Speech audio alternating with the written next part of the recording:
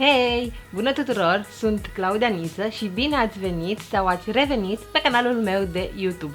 Astăzi vreau să vă vorbesc și să vă arăt cum puteți să faceți și de fapt care este soluția pe care eu am găsit-o și pe care eu o folosesc atunci când fondul de ten nu se așează pe nas.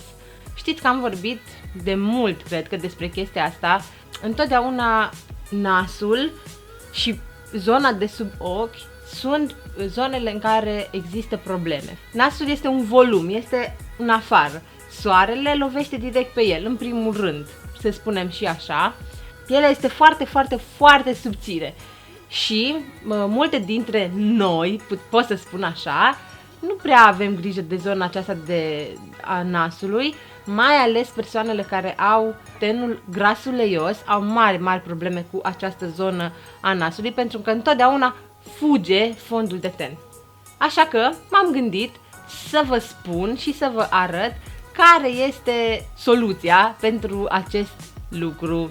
Ok, haideți să trecem la treabă. În primul rând, fața o demachiem, o curățăm foarte bine pe nas, peste tot. Nu vă mai arăt acest pas ca să nu vă plictisesc și să lungesc video ăsta foarte mult. După ce am curățat foarte bine fața, aplicăm primerul. Eu am tenul uscat. Am să aplic acest primer de la MAC. Acesta este primerul de la MAC. Îmi pare super rău dacă nu se vede foarte bine, pentru că este el foarte strălucitor. Aplic acest primer pe partea dreaptă și pe partea stângă. Încerc să evit zona nasului.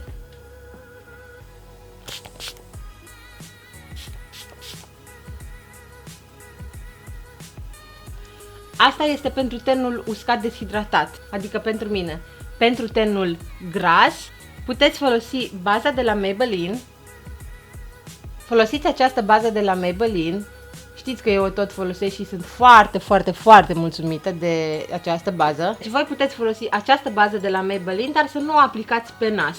O aplicați pe partea aceasta de față și pe partea aceasta, pe frunte, peste tot. Doar să evitați zona nasului. Pe zona nasului nu punem absolut niciun fel de primer. Eu am să mai aplic și baza satinată de la Illamasqua, v-am tot arătat-o. Este o bază satinată foarte faină. Pentru tenul gras nu recomand aplicarea acestei baze satinate, pentru că nu este necesară. Și o aplic la fel peste tot, dar nu pe zona nasului.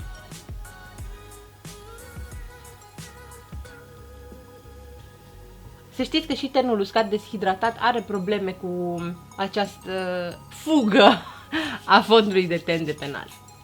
Eu întâlnesc foarte des la clientele mele această problemă și încerc să o rezolv. M-am apropiat puțin ca să vedeți și voi mai bine ceea ce fac, așa că să trecem la pasul următor și la produsul care eu consider că este cel mai bun pentru acest lucru. Am tot căutat soluții pentru această problemă. L-am testat și pentru tenul gras, și pentru tenul uscat și uleios și așa mai departe și să știți că chiar funcționează lucrul acesta. Bun, produsul pe care eu îl folosesc pentru această problemă este Paint Pot-ul de la MAC. Acesta este în nuanța Painterly și am să-l aplic pe nas cu pensula de la Real Technique, care nu mai are număr, dar nu are număr. Nici nu mai scrie pe ea, doar Real Technique. Arată așa. Am să vă las în cutia cu descrieri absolut toate denumirile ca să le vedeți. Și acum am să aplic acest produs pe nas. Iau produs pe pensulă. Nu iau foarte mult.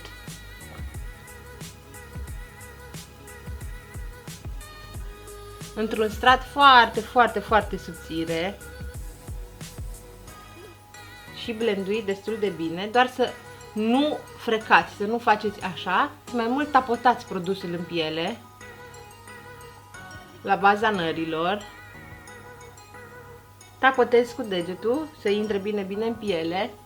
Un lucru foarte important pentru persoanele care au tenul uscat, ca și mine, este faptul că trebuie hidratat foarte bine nasul înainte, adică toată fața, să vă faceți o exfoliere, să vă puneți o mască hidratantă și să îl hidratați foarte bine cu o cremă, iar după să faceți pasul acesta, asta în cazul în care aveți un eveniment sau vreți să mergeți undeva unde stați mai multe ore. Până la urmă este alegerea voastră, puteți să vă machiați cum vreți voi de toată ziua. Dacă sunteți genul de persoană care vă machiați toată ziua și vă place să aveți fața flawless, atunci trebuie să aveți mare grijă și de tenul vostru, să îl exfoliați foarte bine, pentru că dacă nu exfoliați zona aceasta a nasului, care este foarte sensibilă, atunci când aplicați acest paint pot, o să stea efectiv pe nas, așa, și o să se vadă pielea moartă, ceea ce nu trebuie să se vadă.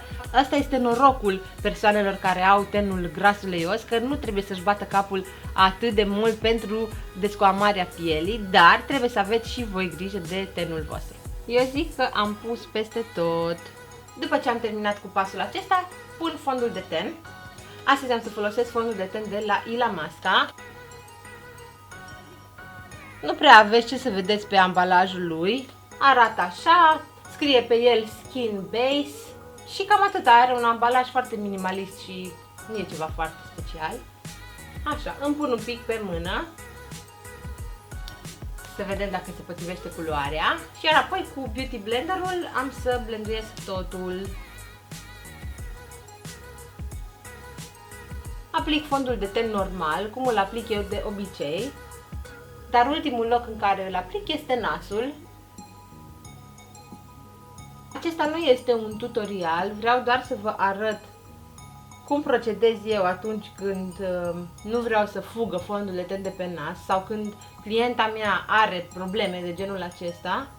Gata, eu l-am aplicat pe toată fața, a rămas doar zona nasului și de ce am lăsat-o ultima? Pentru că am așteptat să se usuce foarte bine acel primer pe care l-am pus, iar mai apoi să vin cu Beauty Blenderul foarte ușor, doar cu ce mi-a rămas pe burețel. Prima dată când aplic nu mai adaug nimic pe burețel, îl las așa doar cu ce a rămas pe el, iar în cazul în care mi se pare că mai trebuie produs, atunci mai adaug.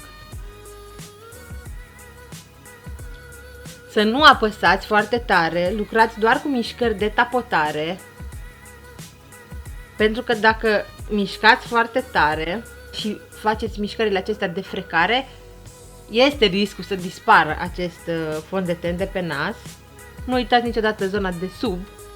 Am aplicat fondul de ten și pe nas, iar acum urmează să îl fixez. Folosesc această pudră de la Charlotte Tilbury. Arată așa.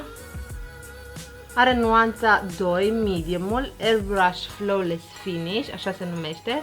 Are un ambalaj care reflectă lumina și de asta nu arăt de aproape, pentru că nu s-ar vedea nimic. Iar pe nas o fixez cu pensula de la Kim de Suzana Petre cu numărul SQ10. Pun produs pe pensulă, scutur excesul și încep să tapotez în piele pudra.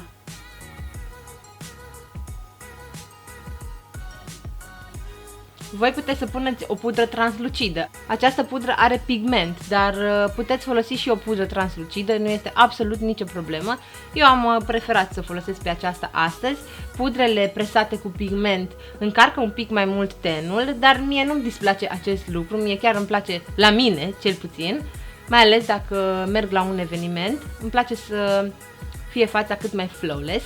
Eu am setat cu pudră doar nasul acum, pentru că acesta nu este un tutorial de make-up, adică nu este un tutorial full de make-up. Am vrut doar să vă arăt cum procedez eu atunci când fuge fondul de ten de pe nas, dar în mod normal nu aplicați pudra pe nas și apoi continuați cu restul feței. Continuați cu restul feței, concealerul și absolut tot ce este cremos pe față, iar apoi fixați totul. Urmați pașii normali ai machiajului după ce faceți acest pas.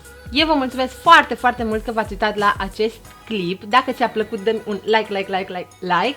Îți mulțumesc foarte mult dacă te-ai abonat canalului meu de YouTube. Dacă vrei să fii la curent cu ultimele videouri pe care le postez, apasă jos pe aici pe un clopoțel și atunci vei fi prima sau primul care o să vadă videoul când apare. Eu postez în fiecare luni și joi, să nu uiți lucrul acesta. Vă mulțumesc încă o dată, vă pup și ne vedem data viitoare.